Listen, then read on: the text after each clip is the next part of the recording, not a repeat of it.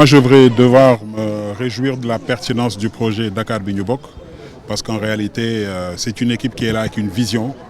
Et je voudrais remercier le maire et tout le conseil municipal de la ville de Dakar pour venir, qui est venu lui-même s'enquérir de l'état d'avancement des travaux. Il faut le dire, nous sommes aujourd'hui, la ville de Dakar est en train de faire un investissement extrêmement important au niveau du quartier des Maristes, mais l'investissement global, c'est au niveau de Yarakh.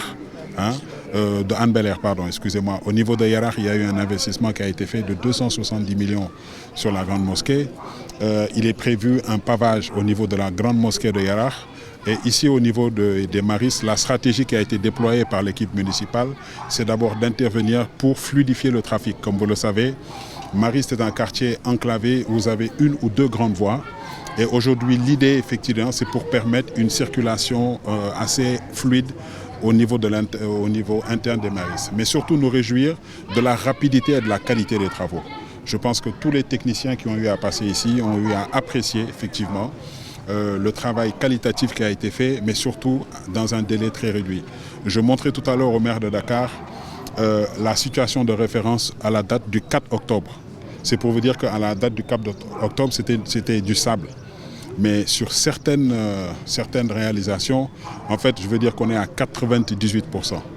Aujourd'hui, nous sommes à Ilopé. Ilopé est un quartier qui est dans la souffrance depuis des années. Parce que là où nous sommes debout, quand il pleut, c'est un torrent que vous recevez ici. Ce qui causait énormément de dégâts au niveau des maisons. Et avec les populations, lorsque l'on a interpellé le maire de Dakar sur la préoccupation des habitants, il a pensé qu'il était important et urgent d'intervenir très rapidement avant l'hivernage.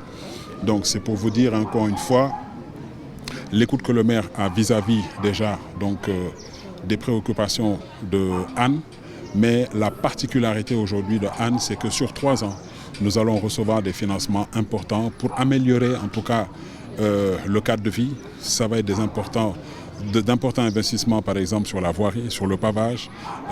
Les anciennes cités, telles que la cité Somme, qui est l'une des premières cités, il est prévu en tout cas un revêtement. Nous sommes à Îlot A, Îlot P, Îlot O.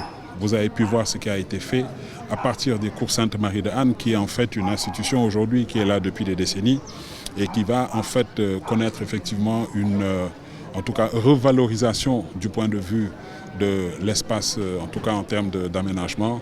En tout cas, moi, je ne peux, en ma qualité de maire, que remercier le maire Barthélémy Diaz, mais remercier tous les élus de la ville de Dakar qui ont été tout à fait en phase, en tout cas, avec l'équipe de Hann pour avancer ensemble et faire en sorte que Dakar Bi Ñu Bokk soit une réalité.